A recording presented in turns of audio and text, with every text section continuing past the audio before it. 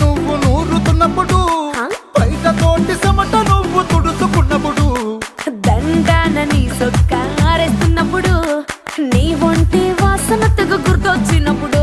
రెండు చేతులెత్తి జుట్టు ముడిసినప్పుడు జెండు కత్తుకొని పడుకున్నప్పుడు అలసిపోయి నువ్వు ఆవలించినప్పుడు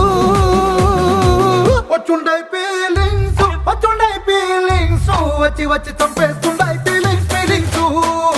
వచ్చుండాయి